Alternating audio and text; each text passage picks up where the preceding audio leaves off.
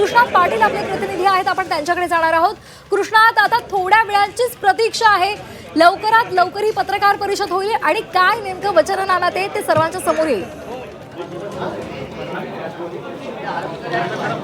उद्धव ठाकरे आणि राज ठाकरे हे शिवसेना भवनला पोहोचलेले आहेत आणि थोड्याच वेळात या वचननामा प्रसिद्ध करण्याला सुरुवात होणार आहे आणि त्यानंतर पत्रकार परिषद देखील होणार आहे. शशिकांत शिंदे हे थोड्या वेळात शिवसेना भवनात पोहोचतील आणि त्यानंतर तिघेही या शिवसेना भवनातील दुसऱ्या मजल्यावर ज्या ठिकाणी वचननामा प्रसिद्ध होणार आहे त्या ठिकाणी आपण उभे आहोत आणि थोड्याच वेळात या ठिकाणी हे तीन नेते आणि संजय राऊत हे अशा चौघांच्या उपस्थितीमध्ये हा वचननामा प्रसिद्ध केला जाणार आहे. अनेक शिवसेनेचे मनसेचे नेते देखील यामध्ये सहभागी झालेले आहेत आणि या वचननाम्यामध्ये काय असणार आहे हे सर्वाधिक जास्त महत्त्वाचं आहे. त्याचबरोबर मुंबईकरांसाठी काय दिलं जाणार हे एक महत्त्वाचं आहे. 20 वर्षानंतर राज ठाकरे हे शिवसेना भवनात दाखल झालेले आहेत आणि या वचननाम्यामध्ये नेमकं काय असणार. मनसेचे नेते अविनाश अभ्यंकर आपल्यासोबत आहेत. सर, खूप वर्षानंतर म्हणजे जवळपास 2 दशकानंतर राजसाहेब आलेले आहेत. वचननामा हे मुंबईकरांसाठी असणार आहे, काय व्हिजन असेल, काय सांगा. वचननामा तर उत्तम असेलच, परंतु राजसाहेब आणि उद्धवसाहेब एकत्र येणं, त्याचा राजसाहेब इकडे सेनाभवनावरती येणं हे आमच्याकरता सर्वोच्च आनंदाचा क्षण आहे. तुम्ही देखील खूप दिवसांनी तसं सेनाभवनात दिसत. तेवढ्याच वर्षाने पण ते हा आनंद व्यक्त नाही करतायत. शेवटी आमच्या सगळ्यावरती संस्कार हे सन्मान्य मोठ्या साहेबांचे, बाळासाहेबांचे आहे. बाकी राजकीय दृष्ट्या काय घडलं हे सोडून द्या, ते झालं गेलं गंगेला मिळालं. त्यामुळे नक्कीच हा आनंदाचा क्षण आहे. कारण 2005 नंतर जेव्हा मनसे अध्यक्ष राज ठाकरे यांनी नवीन पक्ष स्थापन केला त्यावेळी जुनं सेनाभवन होतं, आता नवीन सेनाभवन आहे. आल्यानंतर एक वेगळी एक ऊर्जा, शक्तिस्थान राहिलेलं आहे सगळ्यांचंच, दोन्ही पक्षांच्या कार्यकर्त्यांचं. हो, म्हणजे मला वाटतं जसा जुन्या सेनाभवनची नवीन सेनाभवनमध्ये एक नवीन ओळख झालेली आहे, तशी ह्या जुन्या नात्याची, काही निमित्ताने लांब गेलेल्या नात्याची ही नव्याने झालेली अतिशय उत्तम ओळख आहे आणि ती महाराष्ट्राला अतिशय आवडलेली आहे, विशेष करून मुंबईतील जनतेला अतिशय आवडलेली आहे. परंतु कालच्या महायुतीच्या सभेमध्ये प्रचंड टीका झाली दोन्ही भावांच्यावर. जे राज ठाकरे यांना सोबत घेत होते तेच आता त्यांच्यावर टीका करू लागले आहेत. कसं तर सोयीचं राजकारण करतात. नाही तर हेच राजसाहेब त्यांना लोकसभेला स्टेजवरती सन्मान्य मोदी साहेबांबरोबर पाहिजे होते. ह्याला भीती असं म्हणतात आणि हे डर होणं बहुत जरुरी आहे आणि ह्यालाच ताकद म्हणतात ठाकरे बंधूंची, ठाकरे कुटुंबाची. ओके, तर हे डर होणं जरुरी आहे अशा प्रकारचं वक्तव्य अविनाश अभ्यंकर यांनी सांगितलं आहे की कशा प्रकारे या दोन्ही ठाकरे बंधू एकत्र आल्यामुळं एक वेगळं वातावरण मुंबईत असलेलं पाहायला मिळतं आणि या वातावरणाचा उपयोग मतपेटीत रूपांतर होणार का हे महत्त्वाचं आहे. कारण सर्व मराठी माणसांसाठी हे दोन्ही पक्ष एकत्र आलेले सांगितलं जात असलं तरी त्याचं मराठी लोकांचं मत या दोन्ही ठाकरे बंधूंना पडणार का, दोन्ही ठाकरे बंधूंना मराठी माणूस जवळ करणार का, हे अत्यंत महत्त्वाचं असणार आहे. महत्त्वाचा मुद्दा म्हणजे आता मोठे अनेक राज ठाकरे आणि उद्धव ठाकरे आलेलेच आहेत. या व्यतिरिक्त आणखीन कोणते महत्त्वाचे नेते त्या ठिकाणी उपस्थित राहू शकतात.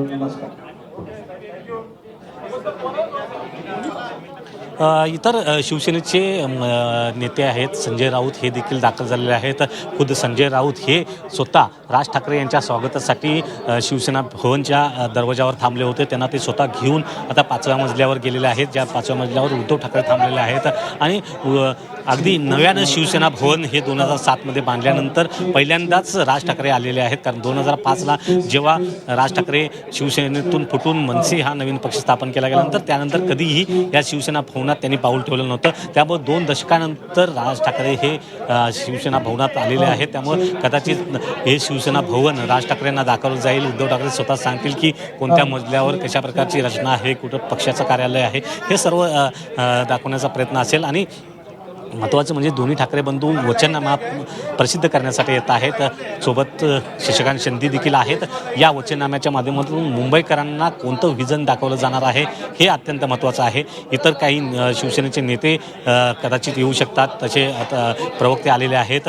त्याचबरोबर मनसेचे देखील नेते आलेले आहेत. आत्ताच आपण अविनाश अभ्यंकर यांच्याशी देखील चर्चा केली. त्यामुळं या वचननाम्यातून मुंबईकरांसाठी आणि मराठी माणसांसाठी काय दिलं जाणार आहे, पायाभूत सुविधांच्या माध्यमातून असू दे, आरोग्य, शिक्षण, त्याचबरोबर स्वच्छता, अशा विविध गोष्टींच्या माध्यमातून काय व्हिजन दाखवलं जाणार आहे ते महत्त्वाचं आहे. कारण शुक्रवारी अमित ठाकरे आणि आदित्य ठाकरे यांनी देखील वर्कशॉपच्या माध्यमातून 227 उमेदवारांच्या समोर एक प्रेझेंटेशन केलं होतं आणि ते देखील अशाच प्रकारचं होतं ज्यामध्ये जास्तीत जास्त आपण लोकांसमोर काय घेऊन जाणार आहोत हे दाखवण्याचा प्रयत्न देखील होता त्या माध्यमातून. अगदी कृष्णात आणखी एक महत्त्वाचा मुद्दा म्हणजे ही पत्रकार परिषद झाल्यानंतर हा वचननामा प्रसिद्ध झाल्यानंतर भाजप या संदर्भात आरोपपत्र दाखल करण्यासाठी एक पत्रकार परिषद घेणार आहे. त्या संदर्भात आणखी आरोप केले जाऊ शकतात, भाजपकडून टीका केली जाऊ शकते. त्यामुळे कुठेतरी ठाकरे बंधूंच्या वचननाम्याची भाजपला सुद्धा धास्ती लागून राहिली अशी चर्चा आहे.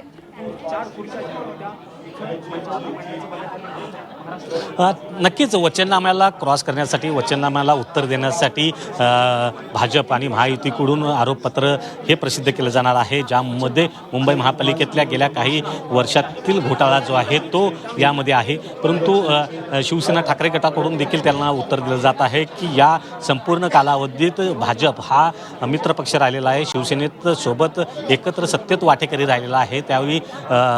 त्यावेळी देखील ही भाजप मित्रपक्ष राहिलेला होता. तर अशा प्रकारे आरोप करण्याचा जो अधिकार आहे तो त्यांना आहे का, अशा प्रकारचा प्रश्न हा ठाकरे गटाकडून देखील उपस्थित केला जातो आहे.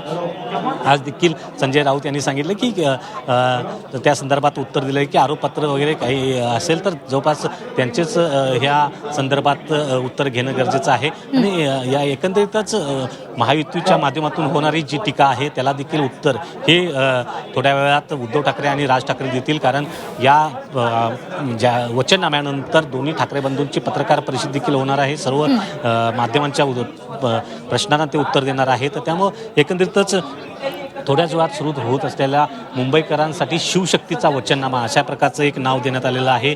मुंबई महापालिका निवडणूक आणि तिन्ही पक्षांची चिन्ह आहेत, तिन्ही पक्षांची नावं आहेत. मुंबईकरांसाठी शिवशक्तीचा वचननामा असं म्हटलेलं आहे. शिवशक्ती म्हणजे दोन्ही ठाकरे बंधू यांनी एकत्र येत शिवशक्ती असं नाव दिलेलं आहे. या संदर्भात आघाडीचं नाव नसलं तरी तिन्ही पक्ष एकत्र आलेले आहेत आणि या शिवशक्तीचा वचननाम्याला थोड्याच वेळात सुरुवात होणार आहे. अगदी त्यामुळे मुंबईकरांसाठी शिवशक्तीचा वचननामा असं नाव या वचननाम्याला दिलं गेलेलं आहे. त्यामुळे या वचननाम्यात नेमक्या कोणकोणत्या गोष्टी असतील याची सर्वांनाच उत्सुकता आहे.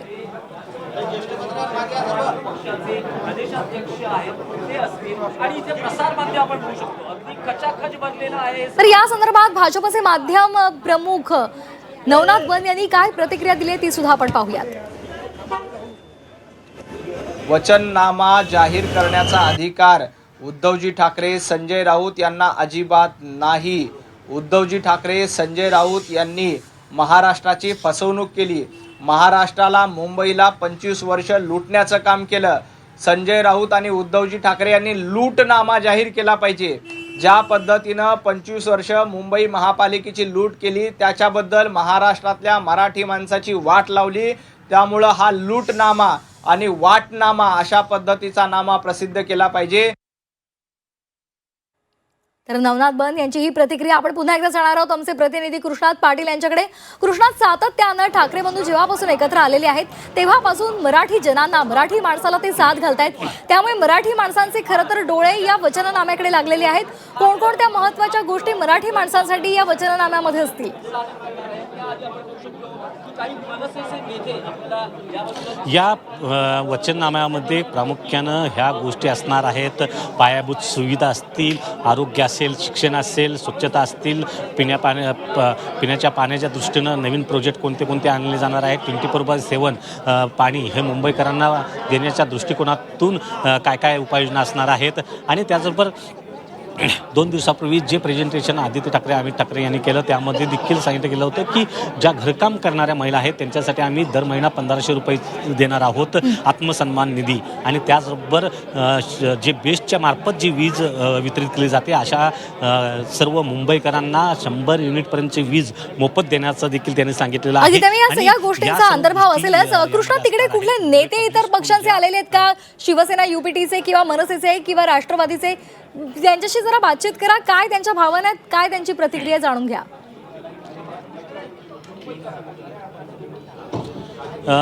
नक्कीच काही नेते आलेले आहेत. फक्त पत्रकार परिषद असल्यामुळं सर्वात जास्त पत्रकार असणं गरजेचं आहे आणि त्यामुळं सर्वात जास्त पत्रकार आलेले आहेत. इतर नेते देखील काही प्रमाणात दाखल झालेले आहेत. ज्यामध्ये राष्ट्रवादीचे नेते आहेत, काही इतर पक्षांचे नेते देखील शिवसेना नेते हे देखील थोड्या वेळात येणार आहेत. सध्या तरी मनसेचे नेते अविनाश अभ्यंकर हे असलेले पाहायला मिळाले. त्यानंतर इतर नेते देखील येत आहेत. अविनाश अभ्यंकर यांच्याशी आपण संवाद साधलेलाच आहे. इतर नेते जेव्हा येतील त्यांच्याशी देखील तेव्हा आपण संवाद साधू आणि या माध्यमातून राष्ट्रवादी काँग्रेस शरद पवार गटाचे देखील काही नेते आलेले आहेत, आपल्यासोबत आहेत. आपण या वचननाम्यासाठी आलेला आहात, काय आपण शरद पवार गटातून आहात आणि एकंदरीत पाहायला गेलं तर वचननाम्यामध्ये कोणत्या गोष्टी ह्या अंतर्भूत असेल, काय वाटतं? आज राष्ट्रवादी काँग्रेस शरदचंद्र पवार पक्षाचे मी मुंबईचा अध्यक्ष आहे, मिलिंद कांबळे. वचननाम्यामध्ये सर्वसामान्यातल्या सामान्य लोकांना न्याय मिळावा, रस्ते, वॉटर, गटर, मीटर, बसेस, या सर्व गोष्टी आहेत, इलेक्ट्रिक बिल, या छोट्या छोट्या ज्या लोकांच्या समस्या आहेत ह्या पूर्ण होण्यासाठी शिवसेना, उद्धव बाळासाहेब ठाकरे गट, नवनिर्माण सेना, राज ठाकरे साहेब, राष्ट्रवादी काँग्रेस पक्ष, शरदचंद्रजी पवार यांनी एकत्र येऊन ह्या मुंबईचा विडा उचलला आहे की जे जातीवादी पक्ष आहेत त्यांना संपवण्याचं काम करायचं आहे आणि मुंबईला शेवटच्या माणसाला न्याय देण्याचं काम करणार. तर राष्ट्रवादी काँग्रेस मुंबई अध्यक्ष मिलिंद कांबळे हे होते. त्याचबरोबर इतर काही नेते येऊ घातलेले आहेत, ज्यामध्ये संजय राऊत आहेत, इतर काही नेते सहभागी होणार आहेत. संजय राऊत यांच्यासाठी खास खुर्ची देखील ठेवण्यात आलेल्या आहेत. त्यामुळं राज ठाकरे, उद्धव ठाकरे, शशिकांत शिंदे आणि संजय राऊत असे चौघांसाठी 4 खुर्च्या ठेवण्यात आलेल्या आहेत आणि थोड्याच वेळात वचननामाला प्रसिद्ध करण्यात येईल आणि प्रामुख्यानं या वचननाम्यामध्ये मुंबईकरांसाठी काय असणार आहे, या काही गोष्टी मुंबईकरांसाठी व्हिजन घेऊन येणाऱ्या आहेत, या अधिक महत्त्वाचं आहे. आणि या वचननाम्याच्या माध्यमातून कितपत मुंबईकरांना हा वचननामा पचनी पडतो, किती त्यांना हा आपलासा वाटतो, हे देखील अत्यंत महत्त्वाचं आहे. अजून महायुतीचा वचननामा हा प्रसिद्ध झालेला नाही, त्यामुळं हा ठाकरे बंधूंचा वचननाम्याकडे सर्वांचंच लक्ष लागलेलं पाहायला मिळतं.